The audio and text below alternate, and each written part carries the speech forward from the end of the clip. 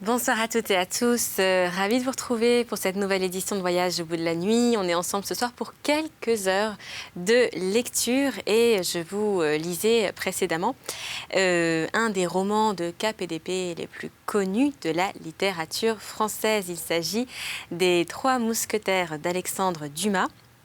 Une œuvre qui raconte au lecteur les aventures rocambolesques d'un jeune Gascon de 18 ans qui s'appelle D'Artagnan et qui quitte son sud-ouest natal, originaire de la région de Tarbes, pour tenter sa chance dans le corps des mousquetaires à Paris. Donc l'histoire commence en avril 1625. Une fois sur place, il va faire la connaissance évidemment de trois autres mousquetaires, vous l'aurez deviné. Il s'agit d'Athos, Porthos et Aramis, qui sont eux-mêmes les mousquetaires béarnais du roi Louis XIII. Mais une fois sur place, eh bien, l'intrigue va quelque peu se corser, puisque déjà, premièrement, il ne sera pas admis tout de suite au sein du trio. Et deuxièmement, il va devoir donc faire face aux agents du cardinal de Richelieu, à l'époque Premier ministre. Ces agents qui sont deux personnages assez redoutables et troubles, notamment pour la jeune femme qui s'appelle Milady de Winter, qui est décrite comme une sorte d'intrigante, et le comte de Rochefort. Voilà, et ils vont donc devoir essayer de déjouer un petit peu comment dire.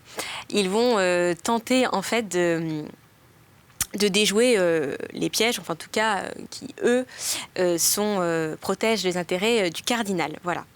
Donc je reprends la lecture au moment où il y a un duel à l'épée et D'Artagnan va finalement être admis au sein du trio avec donc ses trois complices, Athos, Porthos et Aramis. Tout cela donc dans le but aussi de sauver l'honneur de la reine de France qui était à l'époque Anne d'Autriche. Voilà. Je ne vous en dis pas plus, je vous propose de rester avec moi jusqu'au petit matin peut-être pour continuer les aventures de D'Artagnan et de ses complices. Très belle nuit sur D8. Les 9 combattants se précipitèrent les uns sur les autres avec une furie qui n'excluait pas une certaine méthode. Athos prit un certain Cahusac, favori du cardinal, Porthos eut Biscarat, et Aramis se vit en face de deux adversaires. Quant à D'Artagnan, il se trouva lancé contre Jussac lui-même. Le cœur du jeune Gascon battait à lui briser la poitrine. Non pas de peur, Dieu merci, il n'en avait pas l'ombre, mais d'émulation. Il se battait comme un tigre en fureur, tournant 10 fois autour de son adversaire, changeant 20 fois ses gardes et son terrain. Jussac était, comme on le disait alors, friand de la lame et avait fort pratiqué, cependant, il avait toutes les peines du monde à se défendre contre un adversaire qui, agile et bondissant, s'écartait à tout moment des règles reçues, attaquant de tous côtés à la fois, et tout cela en parent, en homme qui a le plus grand respect pour son épiderme. Enfin, cette lutte finit par faire perdre patience à Jussac. Furieux d'être tenu en échec par celui qui l'avait regardé comme un enfant, il s'échauffa et commença à faire des fautes. D'Artagnan, qui, à défaut de la pratique, avait une profonde théorie et redoubla d'agilité. Jussac, voulant en finir, porta un coup terrible à son adversaire en se fendant à fond. Mais celui-ci paraprime, et tandis que Jussac se révélait se glissant comme un serpent sous son fer, il lui passa son épée au travers du corps. Jussac tomba comme une masse. D'Artagnan jeta alors un coup d'œil inquiet et rapide sur le champ de bataille. Aramis avait déjà tué un de ses adversaires, mais l'autre le pressait vivement. Cependant, Aramis était en bonne situation et pouvait encore se défendre. Biscarat et Porthos venaient de faire coup fourré. Porthos avait reçu un coup d'épée au travers du bras et Biscarat au travers de la cuisse. Mais comme ni l'une ni l'autre des deux blessures n'était grave, il ne s'en escrimait qu'avec plus d'acharnement. Athos, blessé de nouveau par Cahusac, pâlissait à vue d'œil, mais il ne reculait pas d'une semelle. Il avait seulement changé son épée de main et se battait de la main gauche. D'Artagnan, selon les lois de duel de cette époque, pouvait secourir quelqu'un.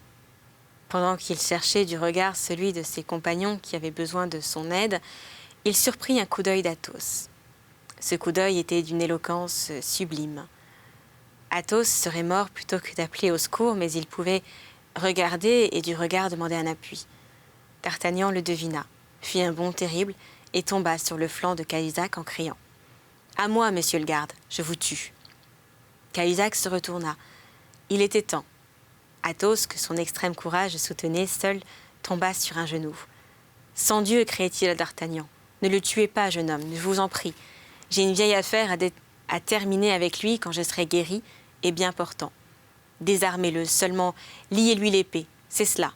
Bien, très bien. » Cette exclamation était arrachée à Athos par l'épée de Cahusac qui sautait à 20 pas de lui. D'Artagnan et Cahusac s'élancèrent ensemble, l'un pour la ressaisir, l'autre pour s'en emparer. Mais D'Artagnan, plus leste, arriva le premier et mit le pied dessus. Cahusac courut à celui des gardes qu'avait tué Aramis, s'empara de sa rapière et voulut revenir à D'Artagnan.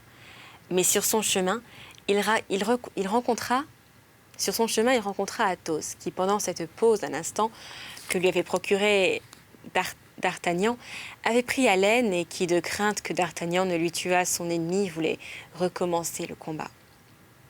D'Artagnan comprit que ce serait désobliger Athos que de ne pas le laisser faire. En effet, quelques secondes après, Cahusac tomba la gorge traversée d'un coup d'épée. Au même instant, Aramis appuyait son épée contre la poitrine de son adversaire renversé et le forçait à demander merci. Restaient Porthos et Biscarat. Porthos faisait 1000 fanfaronnades, demandant à Biscarat quelle heure il pouvait bien être, et lui faisait des compliments sur la compagnie que venait d'obtenir son frère dans le régiment de Navarre. Mais tout en raillant, il ne gagnait rien. Biscarat était un des hommes de fer qui ne tombent que morts. Cependant, il fallait en finir. Le guet pouvait arriver et prendre tous les combattants blessés ou non, royalistes ou cardinalistes. Athos, Aramis et D'Artagnan entourèrent Biscarat et le sommèrent de se rendre. Quoique, seul contre tous, et avec un coup d'épée qui lui traversait la cuisse, Biscarat voulait tenir. Mais Jussac, qui s'était révélé sur son coude, lui cria de se rendre. Biscarat était un Gascon comme D'Artagnan. Il fit la sourde oreille et se contenta de rire. Et, entre deux parades, trouvant le temps de désigner du bout de son épée une place à terre. « Ici, dit-il, parodiant un verset de la Bible, « ici mourra Biscarat, seul de ceux qui sont avec lui. Mais ils sont 4 contre toi, finis-en, je te leur donne. » « Ah, si tu leur donnes, eh bien, c'est autre chose, dit Biscarat. Comme tu es mon brigadier, je dois obéir. » Et en faisant un bond en arrière, il cassa son épée sur son genou pour ne pas la rendre, en jetant les morceaux par-dessus le mur du couvent et se croisa les bras en sifflant d'un air cardinaliste. La bravoure est toujours respectée, même dans un ennemi. Les mousquetaires saluèrent Biscarat de leurs épées et les remirent au fourreau. D'Artagnan en fit autant. Puis, aidé de Biscarat, le seul qui fût resté debout, il porta sous le porche du couvent Jussac, Cahusac et celui des adversaires d'Aramis qui n'était que blessé. Le 4e, comme nous l'avons dit, était mort. Puis ils sonnèrent la cloche et, emportant 4 épées sur 5, ils s'acheminèrent ivres de joie vers l'hôtel de Monsieur de Tréville. On les voyait entrelacés, tenant toute la largeur de la rue et accostant chaque mousquetaire qu'ils rencontraient. Si bien qu'à la fin, Ce fut une marche triomphale. Le cœur de D'Artagnan nageait dans l'ivresse. Il marchait entre Athos et Porthos en les étreignant tendrement. « Si je ne suis pas encore mousquetaire, dit-il à ses nouveaux amis en franchissant la porte de l'hôtel de Monsieur de Tréville, au moins me voilà reçu apprenti, n'est-ce pas ?» Chapitre 6. Sa Majesté le roi Louis XIII. L'affaire fit grand bruit.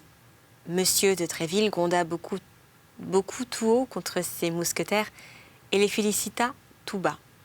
Mais comme il n'y avait pas de temps à perdre pour prévenir le roi, Monsieur de Tréville s'empressa de se rendre au Louvre. Il était trop tard, le roi était enfermé avec le cardinal, et l'on dit à Monsieur de Tréville que le roi travaillait et ne pouvait recevoir en ce moment. Le soir, Monsieur de Tréville vint au jeu du roi. Le roi gagnait, et comme Sa Majesté était fort avare, elle était d'excellente humeur. Aussi, du plus loin que le roi aperçut Tréville. « Venez ici, monsieur le capitaine, dit-il. Venez que je vous gronde. Savez-vous que son éminence est venue me faire des plaintes sur vos mousquetaires, et cela avec une telle émotion que ce soir, son éminence en est malade. Ah, ça! Mais ce sont des diables à quatre, des gens à pendre que vos mousquetaires. » « Non, sire, répondit Tréville, qui vit du premier coup d'œil comment la chose allait tourner. Non, tout au contraire, ce sont de bonnes créatures, douces comme des agneaux, et qui n'ont qu'un désir, je m'en ferai garant.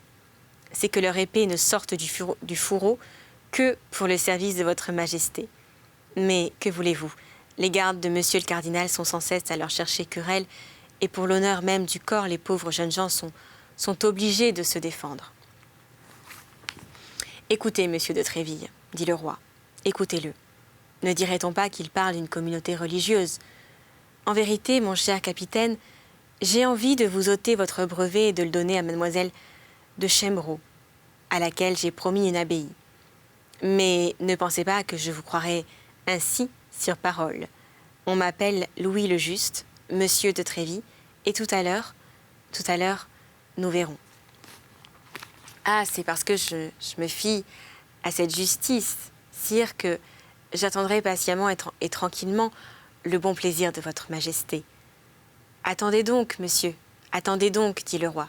Je ne vous ferai pas longtemps attendre. » En effet, la chance tournait, et comme le roi a commencé à perdre ce qu'il avait gagné, il n'était pas fâché de trouver un prétexte pour faire qu'on nous passe cette expression de joueur dont nous l'avons, nous ne connaissons pas l'origine, pour faire Charlemagne. Le roi se leva donc au bout d'un instant, et mettant dans sa poche l'argent qui était devant lui, et dont la majeure partie venait de son gain. « La Vieuville, dit-il, prenez ma place.